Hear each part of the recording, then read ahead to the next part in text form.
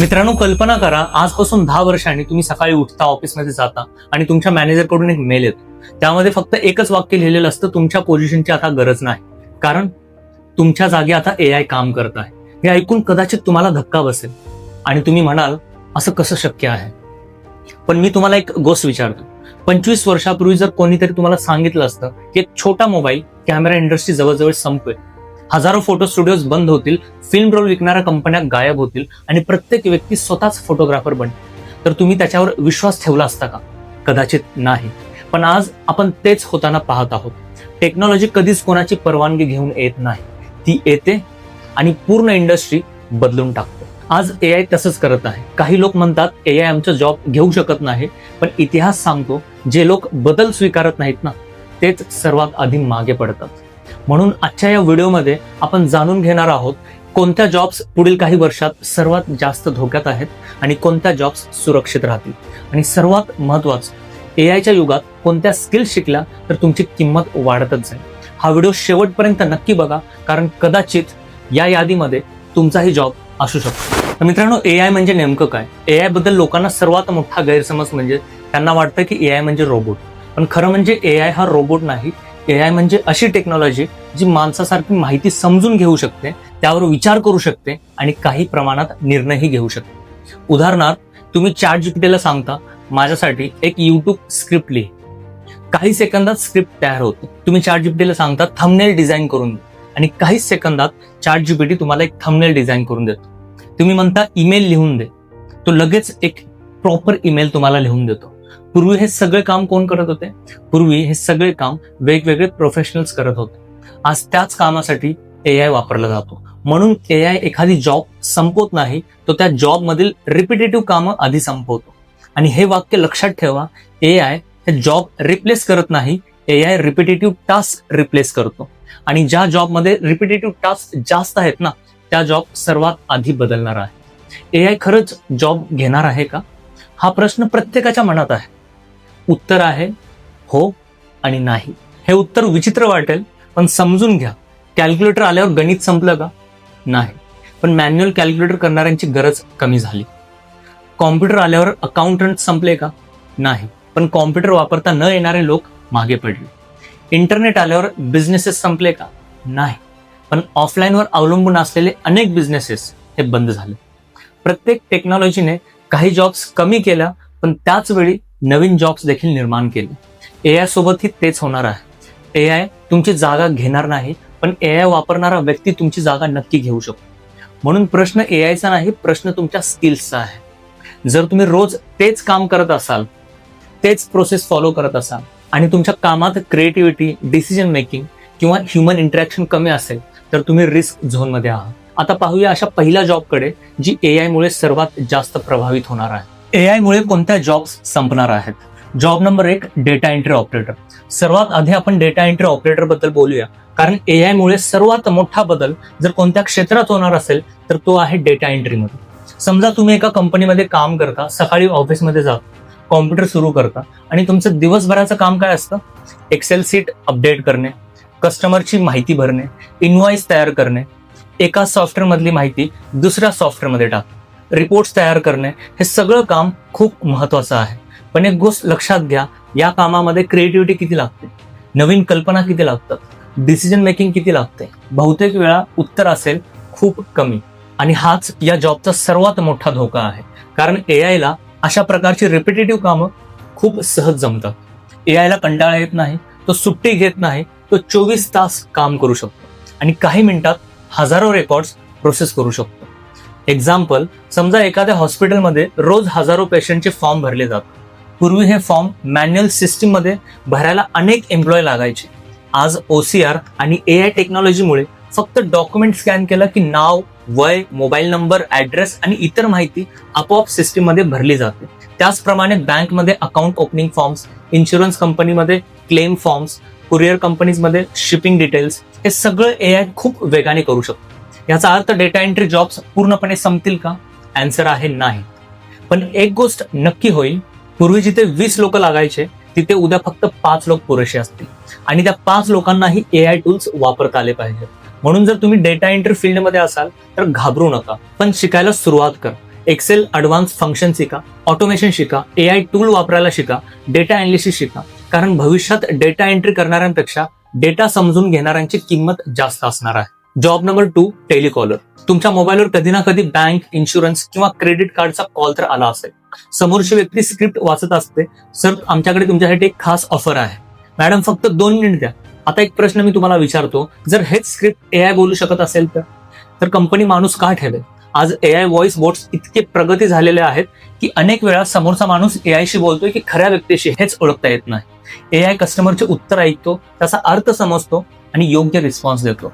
गरज पडली तर अपॉइंटमेंट सुद्धा बुक करतो आणि जर प्रश्न कठीण असेल तेव्हाच कॉल ह्युमन एजंटकडे ट्रान्सफर करतो. आता कल्पना करा, एक टेलिकॉलर दिवसभरात फक्त 100 ते 150 कॉल करू शकतो, पण AI हजारो कॉल्स करू शकतो. तो थकत नाही, त्याला पगारवाढ लागत नाही. तो रात्री 2 वाजताही कॉल करू शकतो, सकाळी 6 वाजताही कॉल करू शकतो. म्हणूनच अनेक बँकिंग, इन्शुरन्स आणि ई-कॉमर्स कंपन्या AI व्हॉइस एजंट वापरायला सुरुवात करत आहेत. पण याचा अर्थ टेलिकॉलिंग इंडस्ट्री पूर्णपणे संपेल का मित्रांनो? अजिबात नाही. कारण सेल्स म्हणजे फक्त बोलणं नाही, सेल्स म्हणजे विश्वास निर्माण करणं, कस्टमरच्या भावना समजून घेणं, त्यांच्या शंका दूर करणं, नेगोशिएशन करणं आणि योग्य सोल्युशन देणं. हे अजूनही AI पूर्णपणे करू शकत नाही. म्हणून भविष्यात स्क्रिप्ट वाचणाऱ्या टेलिकॉलरची मागणी नक्की कमी होईल, पण स्किल्ड सेल्स प्रोफेशनलची किंमत दिवसेंदिवस वाढतच जाणार. जर तुम्ही टेलिकॉलिंग मध्ये असाल, फक्त कॉल करणं शिकू नका. सेल्स सायकोलॉजी शिका, कम्युनिकेशन इम्प्रूव्ह करा, नेगोशिएशन स्किल्स शिका, रिलेशनशिप बिल्डिंग शिका. कारण AI फोन करू शकतो पण विश्वास निर्माण करू शकत नाही. AI बोलू शकतो पण नातं तयार करू शकत नाही. आणि म्हणूनच पुढच्या काही वर्षात कॉल करणाऱ्यांपेक्षा डील क्लोज करणाऱ्यांची किंमत जास्त असणार आहे. Job number 3, customer support executive. आता आपण अशा जॉब बद्दल बोलूया जे जवळजवळ प्रत्येक मोठ्या कंपनीमध्ये असतं. Customer support executive. समजा तुम्ही एखाद्या ऑनलाईन शॉपिंग वेबसाईटवरून एखादं प्रोडक्ट मागवलं, पण डिलिव्हरीला उशीर झाला. तुम्ही वेबसाईट उघडता आणि चॅट सपोर्टवर मेसेज करता, माझा ऑर्डर कुठं आहे? काही सेकंदात उत्तर येतं. तुम्हाला वाटतं समोर एक कस्टमर सपोर्ट एक्झिक्युटिव्ह बसलेला असेल, पण अनेक वेळा तसं नसतं. ते उत्तर AI चॅटबॉट देत असतो. आज AI इतका स्मार्ट झाला आहे की तो कस्टमरचे हजारो बेसिक क्वेश्चन सहज हँडल करू शकतो. Order tracking, refund status, password reset, account verification, return policy, delivery updates यासारखे लाखो प्रश्न AI काही सेकंदात सोडवू शकतो. पूर्वी अशा कामांसाठी मोठ्या कस्टमर सपोर्ट टीम लागायची. आज एक AI सिस्टीम एकाच वेळी हजारो कस्टमरशी संवाद साधू शकतो. यामुळे कंपनीचा खर्च कमी होतो आणि कस्टमरला उत्तर मिळण्याची वेळही कमी होते. पण एक गोष्ट लक्षात ठेवा, जर एखादा कस्टमर खूप नाराज असेल, त्याला विशेष मदत हवी असेल किंवा त्याची समस्या गुंतागुंतीची असेल, तर शेवटी कॉल एका ह्युमन एक्झिक्युटिव्ह कडेच जातो. कारण AI माहिती देऊ शकतो पण सहानुभूती दाखवू शकत नाही. तो नियम सांगू शकतो पण नातं तयार करू शकत नाही. म्हणून भविष्यात फक्त स्क्रिप्ट फॉलोइंग करणाऱ्या कस्टमर सपोर्ट एक्झिक्युटिव्हची मागणी नक्की कमी होईल, पण ज्यांना problem solving, communication, customer relationship management येतं, त्यांची किंमत वाढतच जाईल. जर तुम्ही या क्षेत्रात काम करत असाल तर AI ला घाबरण्यापेक्षा AI सोबत काम करायला शिका. कारण AI तुमचा असिस्टंट बनू शकतो, पण तुमचा विचार करण्याचा आणि निर्णय घेण्याचा गुण अजूनही तुमची सर्वात मोठी ताकद आहे. Job number 4, content writer. आता अशा जॉब बद्दल बोलूया ज्यावर AIचा परिणाम आधीच दिसायला लागला आहे. Content writing. काही वर्षांपूर्वी एखादा ब्लॉग लिहायचा असेल, सोशल मीडिया पोस्ट तयार करायचा असेल किंवा वेबसाईटसाठी आर्टिकल लिहायचा असेल तर कॉन्टेंट रायटर्सची गरज असायची. आज फक्त एक प्रॉम्प्ट लिहा आणि AI काही सेकंदात हजारो शब्दांचं आर्टिकल तयार करून देतो. यामुळे अनेक लोकांच्या मनात एक भीती निर्माण झाली आहे, आता कॉन्टेंट रायटरची गरज उरणार नाही का? उत्तर आहे नाही. पण इथे एक मोठा फरक समजून घ्या. जर तुमचं काम फक्त इंटरनेटवरून माहिती गोळा करणं असेल, ती वेगवेगळ्या शब्दात लिहिणं असेल, तर हो, त्या प्रकारच्या रायटिंगला धोका आहे. पण जर तुम्ही लोकांच्या भावना समजून घेऊन स्टोरी सांगू शकत असाल, जर तुम्ही असा कॉन्टेंट लिहू शकत असाल जो लोकांना विचार करायला लावतो, ऍक्शन घ्यायला भाग पाडतो किंवा एखादं प्रोडक्ट विकायला मदत करतो, तर AI अजून तुमची जागा घेऊ शकत नाही. एक्झाम्पल मी तुम्हाला सांगतो. ChatGPT आहे ना, यशस्वी कसं व्हायचं यावर उत्तम आर्टिकल लिहू शकतो, पण तुमच्या आयुष्यातील संघर्ष, तुमचे अपयश, तुम्ही घेतलेले निर्णय आणि त्यातून मिळालेला अनुभव हे AI तयार करू शकत नाही.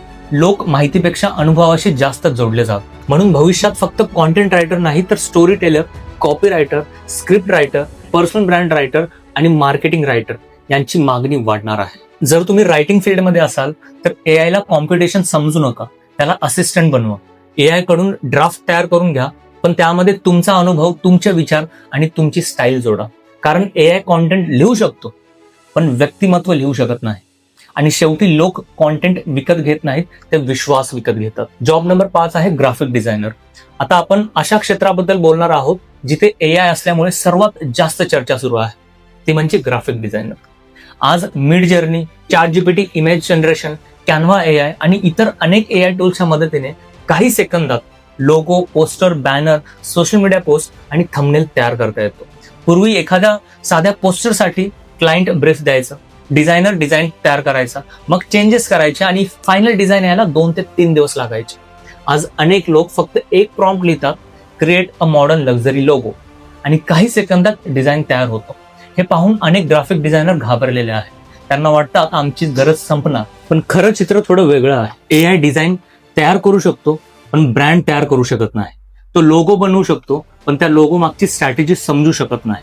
समजा 2 कंपन्या आहेत, दोघांनाही कॉफी ब्रँड सुरू करायचा आहे. एआय दोघांसाठी सुंदर लोगो तयार करू शकतो, पण कोणता रंग वापरायचा, टार्गेट ऑडियन्स कोण आहे, ब्रँड प्रीमियम दिसायला हवा की बजेट फ्रेंडली, कस्टमरला कोणती भावना द्यायची, हे निर्णय एआय घेऊ शकत नाही. हे क्रिएटिव्ह डायरेक्टर आणि ब्रँड डिझायनर्स घेतात. म्हणून बेसिक ग्राफिक डिझायनिंगवर एआयचा परिणाम नक्की होईल, पण branding, advertising, UI design, packaging design आणि क्रिएटिव्ह डायरेक्शन यांची मागणी कायम राहील. जर तुम्ही एक ग्राफिक डिझायनर असाल तर फक्त फोटोशॉप किंवा कॅनव्हा शिकून थांबू नका. मार्केटिंग सायकोलॉजी शिका, ब्रँडिंग स्ट्रॅटेजी शिका, व्हिज्युअल स्टोरी टेलिंग शिका. कारण भविष्यात सॉफ्टवेअर चालवणाऱ्यांपेक्षा बिझनेस समजणाऱ्या डिझायनर्सची किंमत जास्त वाढणार आहे. आता सर्वात महत्वाचा प्रश्न, एआयच्या युगात कोणते स्किल्स शिकले पाहिजे? इतक्या वेळ आपण अशा जॉब्स बद्दल बोललो ज्यांच्यावर एआयचा परिणाम होऊ शकतो, पण याचा अर्थ भविष्य अंधारमय आहे का? अजिबात नाही. खरं तर प्रत्येक टेक्नॉलॉजी सोबत नवीन संधी निर्माण होतात. जेव्हा इंटरनेट आलं तेव्हा लाखो नवीन जॉब्स तयार झाले. जेव्हा स्मार्टफोन आला तेव्हा ऍप डेव्हलपर्स, कॉन्टेंट क्रिएटर्स आणि डिजिटल मार्केटर्स यांची मागणी वाढली. आणि आता एआय मुळे हे तसंच होणार आहे. फरक फक्त एवढाच आहे की आता डिग्रीपेक्षा स्किल्स जास्त महत्वाच्या असणार आहेत. तर अशा काही स्किल्स बद्दल बोलूया ज्या पुढच्या 10 वर्षात तुमची किंमत अनेक पट वाढवू शकते. नंबर 1 स्किल आहे एआय स्किल्स. सर्वात पहिली स्किल म्हणजे एआय टूल्स वापरण्याची स्किल. आज ChatGPT, जेमिनाय, क्लाउड आणि इतर एआय टूल्स वापरून काही मिनिटात तासाचं काम तुम्ही एका मिनिटामध्ये करू शकतो. जो व्यक्ती एआयला योग्य प्रॉम्प्ट देऊ शकतो, एआय कडून योग्य आउटपुट मिळवू शकतो आणि त्याचा उपयोग आपल्या कामात करून घेऊ शकतो, तो इतरांपेक्षा नक्कीच पुढे जाईल. एआयला घाबरू नका, एआयला वापरायला शिका.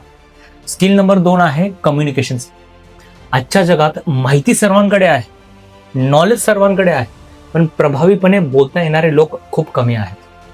इंटरव्ह्यू असो, बिझनेस मीटिंग असो, सेल्स असो, लिडरशिप असो, कम्युनिकेशन ही अशी स्किल आहे जी एआय सहज रिप्लेस करू शकत नाही.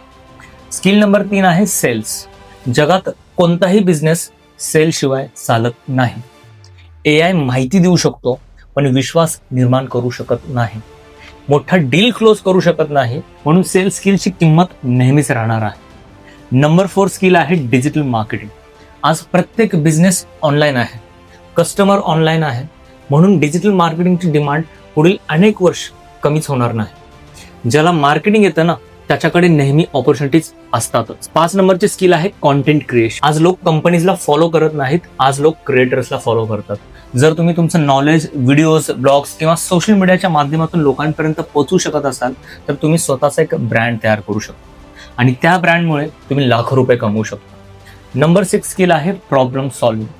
एआय उत्तर देतो, पण योग्य प्रश्न विचारणं आणि नवीन सोल्युशन शोधणं हे अजूनही माणसाचीच ताकद आहे. कंपनीज अशा लोकांना शोधतात जे प्रॉब्लेम पाहून घाबरत नाहीत तर त्याच्यावर उपाय शोधतात.